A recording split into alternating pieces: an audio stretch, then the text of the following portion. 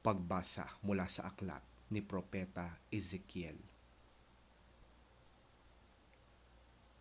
Nadama ko ang kapangyarihan ni Yahweh at sa pamamagitan ng kanyang espiritu ay dinala niya ako sa isang libis na puno ng kalansay. Inilibot niya ako sa lugar na puno ng mga kalansay na tuyong-tuyo na. Tinanong niya ako, Ezekiel, anak ng tao, palagay mo ba ay maaari pang mabuhay ang mga kalansay na ito? Sumagot ako, kayo po lamang ang nakaalam, Yahweh. Sinabi niya sa akin, magpahayag ka sa mga kalansay na ito. Sabihin mo, mga tuyong kalansay, dinggin ninyo ang salita ni Yahweh.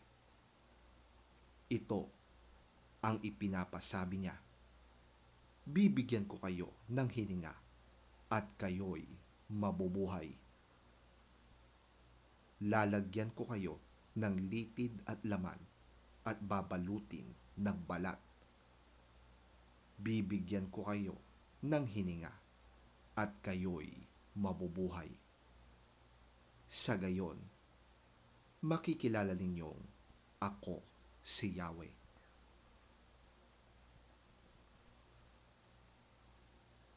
Nagpahayag nga ako tulad ng utos sa akin. Nang ako'y nagsasalita, nagkaroon ng malakas na ugong at nabuo ang mga kalansay.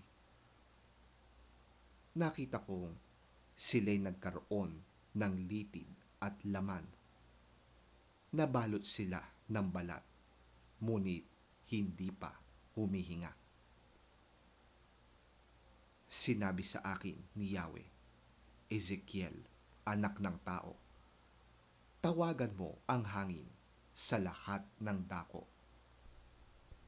Sabihin mong ipinapasabi ko, hangin, hingahan mo ang mga patay na ito upang sila'y mabuhay. Nagpahayag nga ako at ang hangin ay pumasok sa kanila. Nabuhay nga sila at nang magtayuan, sila'y ubod ng dami, parang isang malaking hukbo.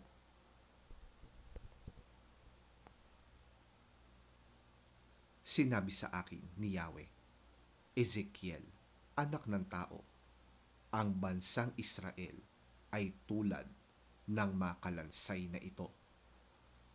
Sinasabi nila, tuyo na ang aming mga buto. Wala na kaming pag-asa. Lubusan na kaming pinabayaan. Kaya nga, magpahayag ka. Sabihin mo, ipinapasabi ko, bayan ko, ibubukas ko ang inyong libingan. Ibabangon ko kayo at iuuwi sa inyong bayan.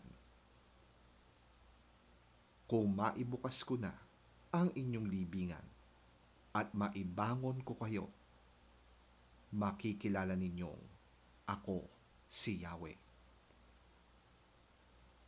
Hihingahan ko kayo upang kayo'y mabuhay at ibabalik ko kayo sa inyong sariling bayan. Sa gayon, malalaman ninyo na akong si Yahweh ang nagsabi nito at aking gagawin.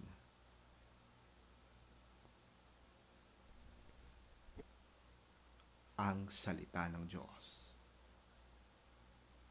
Salamat sa Diyos.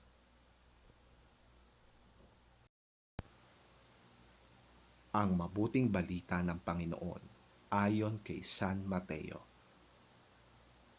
Papuri sa iyo, Panginoon. Nagtipon-tipon ang mga Pariseyo nang mabalitaan nilang napatahimik ni Jesus ang mga Saduseyo. Isa sa kanila na dalubhasa sa kautosang Hudyo ang nagtanong kay Jesus upang subukin ito. Guro, alin po ang pinakamahalagang utos sa kautusan? Tanong niya. Sumagot si Jesus, ibigin mo ang Panginoon mong Diyos ng buong puso, ng buong kaluluwa, at ng buong pag-iisip. Ito ang pinakamahalagang utos. Ito naman ang pangalawa. Ibigin mo ang iyong kapwa, gaya ng pag-ibig mo sa iyong sarili. Sa dalawang utos na ito, nakasalalay ang buong kautusan ni Moises at ang katuroan ng mga propeta.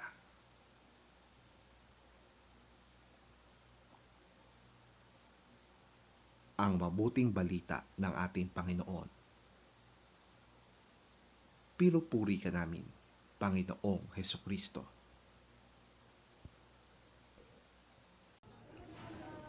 Hearing that Jesus had silenced the Sadducees, the Pharisees got together. One of them, an expert in the law, tested him with this question. Teacher, which is the greatest commandment in the law? Jesus replied, Love the Lord your God with all your heart, and with all your soul, and with all your mind. This is the first and greatest commandment, and the second is like it. Love your neighbor as yourself. All the law and the prophets hang on these two commandments.